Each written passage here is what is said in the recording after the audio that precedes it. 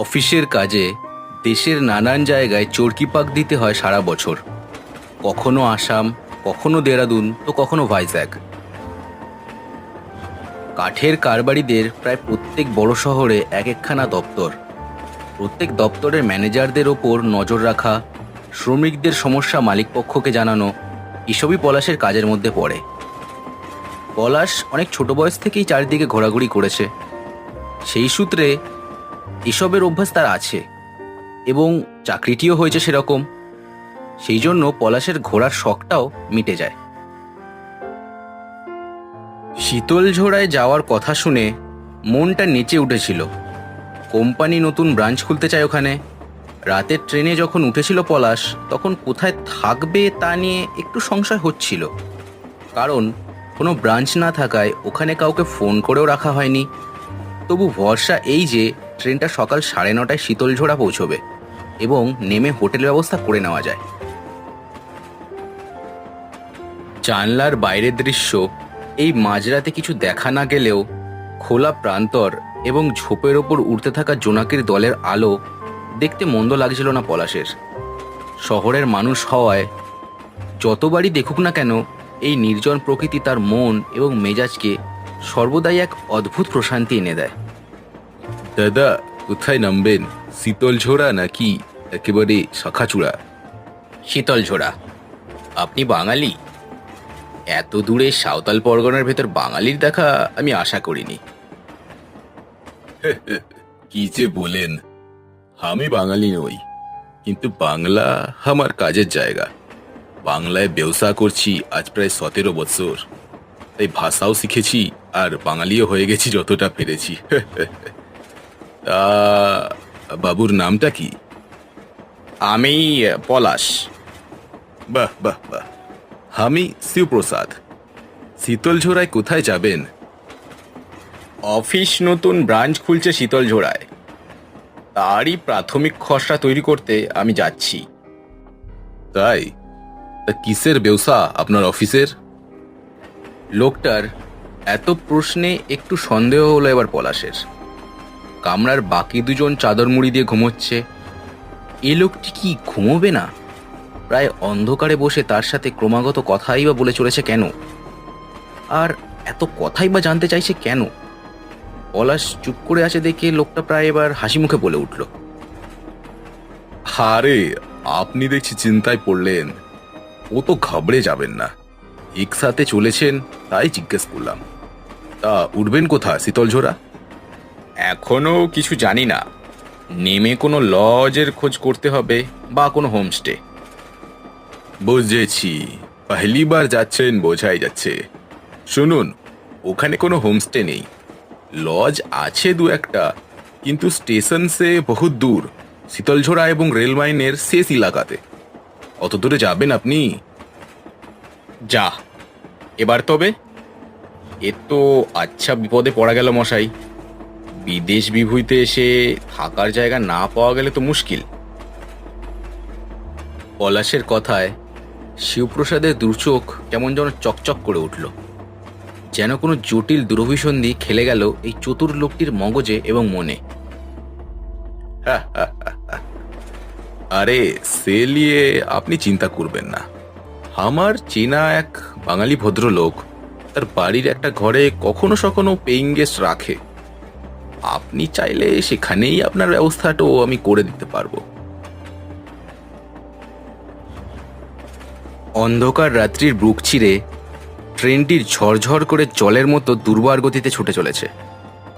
পলাশ বুঝল, এই ভদ্রলোকের কথা সত্যি হলে কপালে অশেষ দুঃখ। কলকাতায় গিয়ে কোম্পানিকে রিপোর্ট দেওয়াটাও সমস্যা হয়ে দাঁড়াবে যদি সে থাকতেই না পারে। তাই শিবপ্রসাদের কথায় সে সম্মতি জানালো।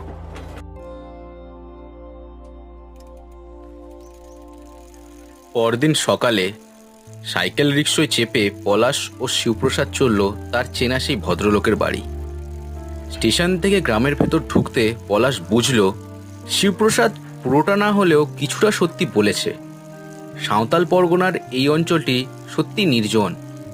এখানে লজ বা হোমস্টে জিনিসটি থাকলেও তা হয়তো মূল স্টেশন থেকে অনেকটাই দূরে। কিন্তু কোম্পানির ব্রাঞ্চ হওয়া চাই একেবারে স্টেশন লাগোয়া। আধা পাকা সড়ক ধরে রিক্সা এগোচ্ছে। পথের দুধারের বিশাল বিশাল গাছের বন দেখে মন ভরে যাচ্ছে পলাশের। প্রকৃতি সর্বদাই তাকে শান্তি দেয়। তারা এসে নামলো একটা বাংলো বাড়ির সামনে।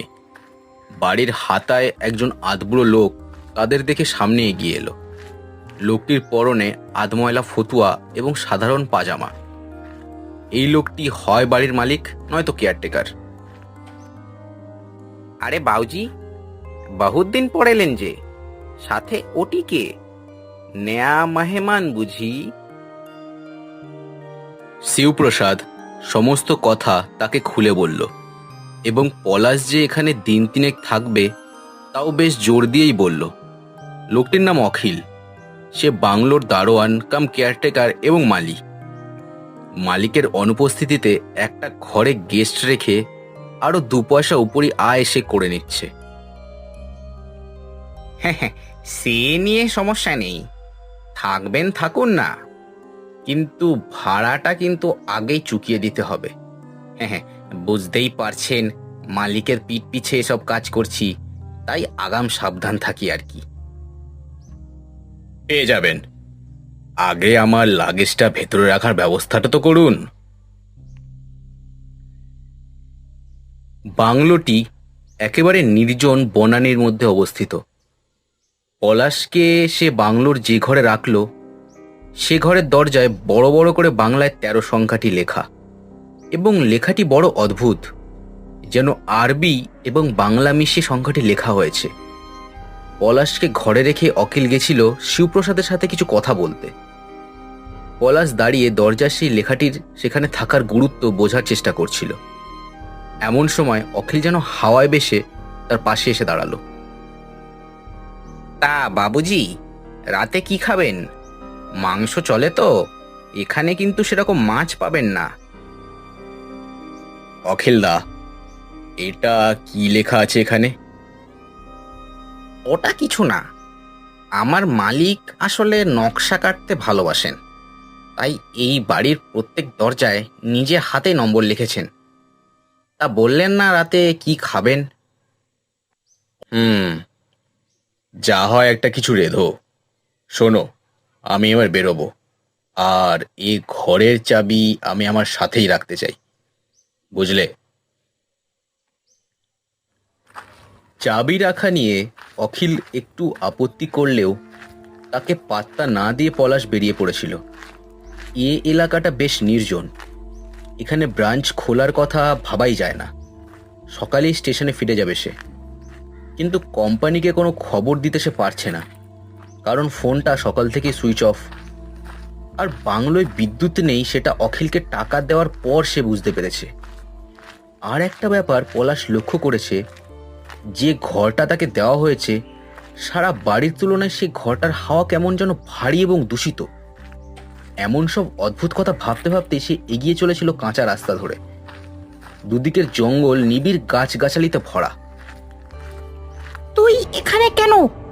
ফিরে যা, ফিরে যা বলছি, এখনো সময় আছে, যা, ফিরে যা। পলাশ চমকে পিছন ফিরে দেখল একটা কালো রোগাটে ছেলে দাঁড়িয়ে, তার হাতে ধরা একটা পাথর, চোখ দুটো ভাঁটার মতো জ্বলছে। এই নির্জন পথে সেই ছোট ছেলেটির অমন ভাবভঙ্গি দেখে পলাশের মনে সত্যিই ভীতির সঞ্চার হলো। কে তুই? আমাকে তুই তুকারি করছিস কেন? কোন বাড়িতে থাকিস? আশেপাশে কোনো গ্রাম আছে নাকি?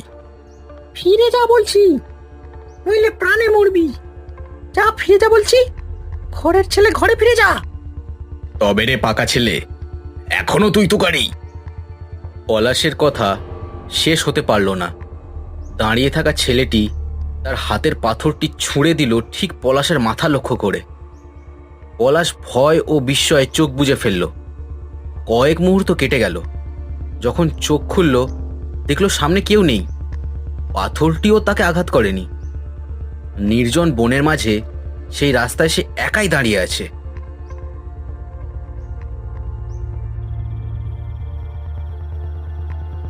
বিকেলের ঘটনাটি পলাশের মনে একটু দাগ কাটলেও সেটা নিয়ে সে মাথা ঘামায়নি। সন্ধ্যা পেরিয়ে রাত নামলো। বাংলোয় ফিরে পলাশ যখন খেতে বসেছে তখন রাত কটা বাজে বোঝার উপায় নেই, কিন্তু বেশ রাত হয়েছে সে ব্যাপারে সে নিশ্চিত। খাবার টেবিলে বসে খাবার দেখে কেমন যেন সন্দেহ হলো পলাশের। খাবার আয়োজন সাধারণ, মোটা চালের ভাত এবং মাংস, কিন্তু সন্দেহটা জাগলো মাংসটা দেখেই। কেমন যেন অদ্ভুত বড় বড় টুকরো আর ভীষণ নরম। অখিলদা, এটা কিসের মাংস বলো তো? মুরগির তো নয়, এটা কি জন্তু? বাবু, ওটা টার্কি মুরগি। এখানে খুব সস্তা আর দারুণ স্বাদ, একটু খেয়ে দেখুন না। আচ্ছা শোনো, আমি কাল সকালে চলে যাব, তা দুদিনের বাকি টাকাটা কি ফেরত পাওয়া যাবে? সে চলে যাবে শুনে অখিলের চোখে যেন হঠাৎ আগুন জ্বলে উঠল। সে দাঁতে দাঁত চেপে বলল, না, টাকাটা ফেরত আমি দিতে পারবো না, সে তো আগে শুরুতেই বলেছি। রাতে শুয়ে শুয়ে অখিলের এহেন আচরণের কথাই ভাবছিল পলাশ। নতুন জায়গায় ফট করে ঘুম আসার কথা নয়, কিন্তু আজ যেন ঘুমে চোখ একেবারে বুজে এলো তার।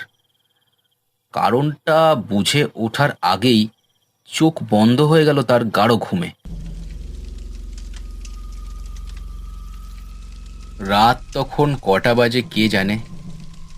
প্রবল অস্বস্তিতে যখন চোখ খুলল সে, তখন কি হচ্ছে তা বুঝতে পারল না। শুধু এইটুকু বুঝতে পারল কাঠের পাটাতনে তাকে বাঁধা, হাত পা মুখ জোরে কষে বাঁধা হয়েছে। সে রয়েছে তার ঘরের মধ্যেই। ঘরের মাঝে বসে রয়েছে দুজন লোক। তারা আর কেউ নয়, শিবপ্রসাদ এবং অখিল। তাদের সামনে রয়েছে একটা পাথর, পাথরের পাশে রয়েছে একটা চকচকে ভোজালি। ঘরের মাঝে রয়েছে একটা লাল নকশা, তার মধ্যে থেকে বেরোচ্ছে তীব্র আলো। নকশাটা পেন্টাগ্রামের। কি হচ্ছে তা পলাশের বুদ্ধির বাইরে। এই তো বাবু মশাইয়ের হোঁশ হয়েছে দেখছি। তা বাবু, আপনাকে আরো দুদিন সময় আমি দিতাম, কিন্তু আজই চলে যাওয়ার কথা শুনে তাড়াতাড়ি সব ব্যবস্থা করতে হলো। বাউজি, অত কথার কি দরকার? জলদি জলদি জবাই করো। বহুত দিন হয়ে গেল শয়তানের প্রসাদ পাইনি, আর সময় তো হয়েই এলো। আরে চুপ রে বুরবাক, মরেই তো যাবে ও, তখন শুনেই নিক না কি হচ্ছে। শোন তবে, এই 13 নম্বর ঘরে আমি আর এই অখিল শয়তানের পূজা করি আর আদমির মাংস ভেট দিই, প্রসাদ নিই। শয়তানের আশীর্বাদে আমার ব্যবসা পাওয়ার সব একদম চকাচক। তোর সময় শেষ। কথাগুলো শুনে পলাশের পিঠ বেয়ে ঠান্ডার স্রোত নেমে এলো। এরা নরখাদক, এরা তাকে বলি দিয়ে তার মাংস খাবে। হে ভগবান, এই কোন শয়তানের ফাঁদে সে পা দিল? এই নির্জন জনমানবহীন পরিবেশে কেউ জানতেও পারবে না তার সাথে কি হচ্ছে। শিবপ্রসাদ এমন সময় বিড়বিড় করে মন্ত্র পড়তে লাগলো। পলাশ বিস্ফারিত চোখে দেখল সেই পেন্টাগ্রামের মধ্যে থেকে উঠে আসছে এক ভয়ঙ্কর মূর্তি। আবছা মূর্তিটার মাথাটা ছাগলের, শরীরটা না পুরুষ না মহিলা। ধীরে ধীরে প্রকট হচ্ছে তার দেহ। ঘর ভরে যাচ্ছে এক আবছা লাল ধোঁয়ায়।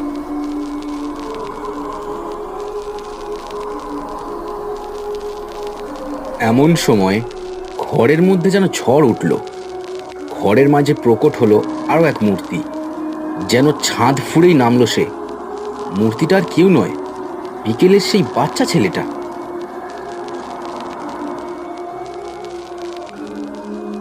ঘরের মধ্যে এখন এক হুলস্থুল কাণ্ড।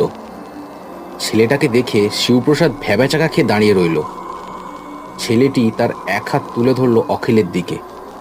অখিল বাতাসে ভেসে উঠল। দেখে মনে হলো তার গলা টিপে কেউ তাকে যেন হাওয়ায় ঝুলিয়ে রেখেছে। তুই তুই হ্যাঁ कैसे? তোকে তো আমি আগেই শেষ করেছি। লাস্ট বার কা যজ্ঞ মে আমি তো তোকেই বলে দিয়েছি। তু কাহা সে আয়া? কোথা থেকে এলি তুই? শিবপ্রসাদের কথা শেষ হয় না। অখিলের শরীরটা উড়ে এসে আছড়ে পড়ল তার ওপর। দুজনেই মাটিতে গড়াগড়ি দিয়ে পড়ল। সঙ্গে সঙ্গে শয়তানের মূর্তিটাও আবছা হয়ে এলো।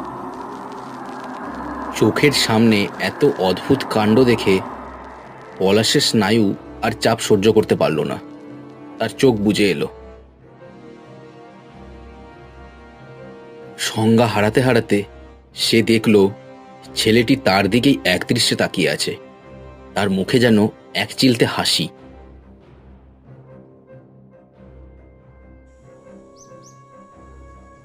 সকালে যখন চোখ খুলল সে দেখল দরজা দিয়ে রোদ ঢুকছে ঘরে।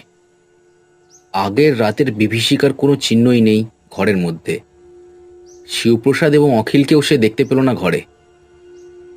তারা কোথায় গেছে সে নিয়ে ভাববার সময় এখন আর পলাশের নেই। তার প্রাণ রক্ষা করার জন্য ছেলেটিকে মনে মনে প্রণাম করে সে ভাবল কলকাতায় গিয়েই এই চাকরিতে সে ইস্তফা দিয়ে দেবে।